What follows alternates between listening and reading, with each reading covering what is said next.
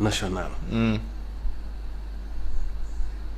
Seydina Insa Wade ca way wa Saaraba na ñibbi Saaraba mu ni jox ma sañ-sañoo dénk ma sañ-sañee may ma sañ-sañoo ba may sañ di sañale waaye ndokk Ousmane bu leen jox sañ-sañoo bu leen abal sañ-sañee bu leen jox sañ-sañoo ba ñuy sañ di sañale ci yow te assemblée nationale bi ci des nag bi may tëjee mooy Papa Thione waaw ne oto malaaka la moytul ma ko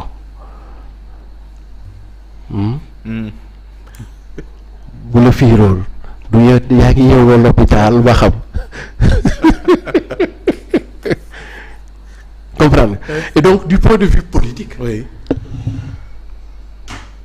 Si Ousmane à l'état actuel ne joue pas avec le temps dem fa dans les conditions yii il se sera sabordé lui-même il se sera affaibli lui-même parce que ñoom du ñu am après benn victoire politique mais ils vont avoir une victoire morale sur Ousmane parce que ñële lenn rek mooy seen logique en définitive mooy casser la dynamique ou le tandem Diomaye. te am nañ ay armes ay instruments yu ñu ko mën a defee. c'est-à-dire que dañuy lëndëmal xel xam nga c'est-à-dire que xam nga dafa am ce qu'on appelle les victoires ou les défaites symboliques boobu souvent sax mooy gën a metti les défaites réelles xam nga.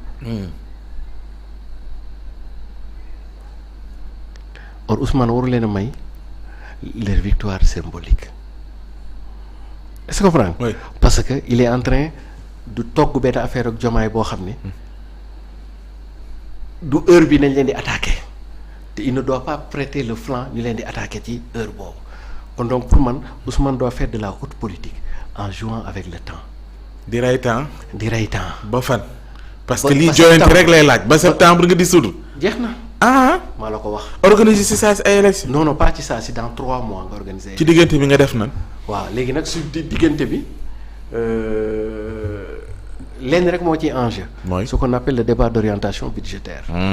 la loi de finances loolu rek moo ci kii bi mais.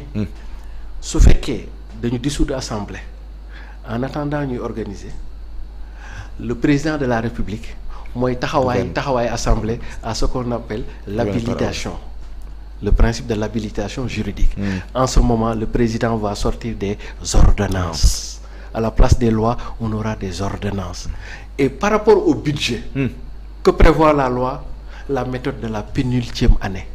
C'est-à-dire qu'on reconduit le budget de l'année N-1 dans ses rubriques au moins fonctionnement.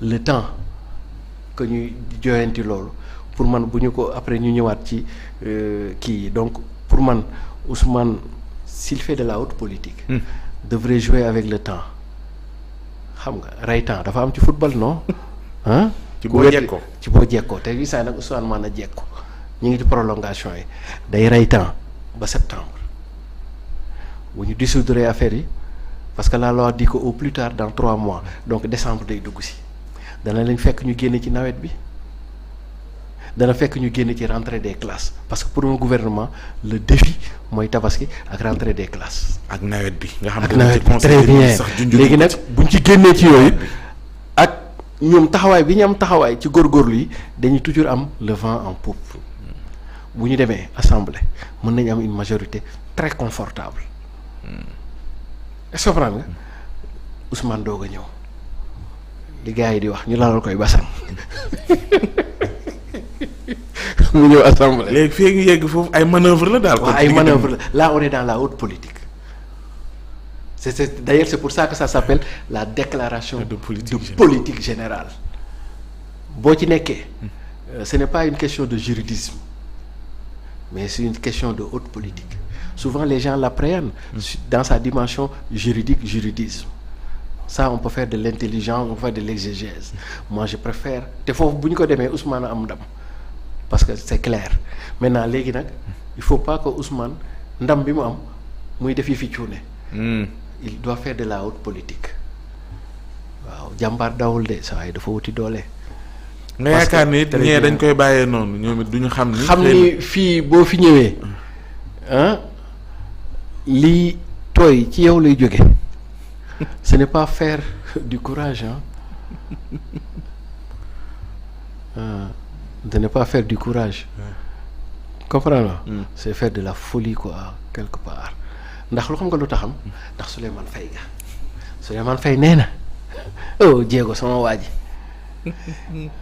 nee na borom fetal du xeex ak borom yat ndax yenn dëgër bopp yi jaay sa askan waaw jaay sa bakkan la mu ni borom xam-xam du xeex ak buur bi yàlla ndax yenn dëgër bopp yi jaay sa askan la waaw kon donc Thione Seck ak Madou Diabaté ak Seydina Issa Wade Omar Pène ak ñoom Thione ak Souleymane Faye ñoo ñëpp lay dajale def ko ci benn cassette jox ko Ousmane ne ko déglul. oui en attendant ci suuf li nga wax comme ay manœuvre amu leen possibilité Pastef yéen la coalition ngeen fexe waxtaan pour créer majorité boobu ngeen soxla à l'Assemblée nationale. waaye Ousmane man su dee da ngeen bëgg a minoriser rek. Ousmane baal yi may def Ousmane baal yi may def baal di ma tànn parce que am na yeneen force yi fa nekk yoo xamante ne démb àndoon ngeen tey on parle de Yewwi suñ ko waxee ci Yewwi original bi.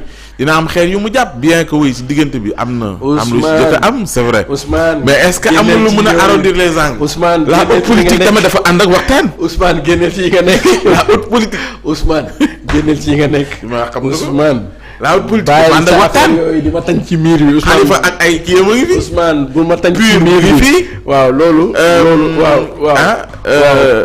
parti démocratique sénégalais. waaw yooyu yëpp. waaw.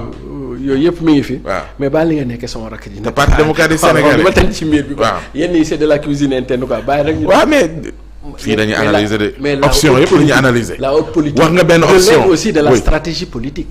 relève aussi de la tactique politique. et on ne dévoile pas sa stratégie. waxuma la li nga wax nii moom mooy li ngeen def de fii dañuy jàng option waaw option yëpp la ñuy analyser est-ce que option moo wax nii waaw lu mën a nekk je pense. Et nous tendons nos mains et nos bras. Oui. ak ñoo xam ni jàpp nañu au plus profond de nous que leur place est à notre côté et que ñun aussi notre place est à leur côté ndax Wolof Njaay day faral di wax ni dañuy wuti te man rek ay am loolu waxi dof la du dëgg. mais ba ñu wutee ba ku nekk am la ngay am. li ciy des. su fekkee ñoo bokk fañ jëm te bokkuñu bi yoon it ñu jéem a xool nañuy def ba daje ndax ñoo bokk fañ jëm. moo tax ma jàpp ni ñun le mouvement révolutionnaire. oui rawatina à sa tête le Pastef avec comme figure de proue Ousmane Sonko xam nga Diomaye moom bàyyi na Diomaye moom ma ngay gérer affaire état quoi. Diomaye léegi nañ ko génnee ci bagages yi comprends nga Diomaye politiqueul day gouvernance day gérer réew Ousmane mooy politique ak ñun moo tax ma xalaat ñun góorgóorlu yi. di ko ñaan aussi Ousmane Sonko di ko ñaan Pastef au nom du mouvement révolutionnaire de faciliter les retrouvailles avec d'abord le PUR naam nag mosuñoo sax réeroo de. mais yàlla dafa dogal rek dañoo nekkoon ci jamono yu wut ku ci nekk nag am nga sañ-sañ dem bayali sa baay. du dëgg. te booy bàyyili sa bàyyi wala ngay ànd ak ay nit di wut doone man rek ay am loolu waxi dof la. waaye buñ ci jógee ba pare dafa am benn historicité bu ñu lié. parce que le PUR a été de tous les combats du mouvement révolutionnaire depuis 1993 Serigne Cheikh Serigne Moustapha Sy Al Maktoum a toujours été cette figure tutélaire du mouvement révolutionnaire national depuis jël lengey nag ca baayam depuis le Parti populaire sénégalais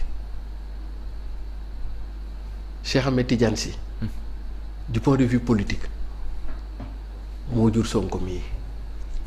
PPS parti politique boobu. du point de vue politique PSS. waaw PSS parti de la solidarité sénégalaise. Du point de vue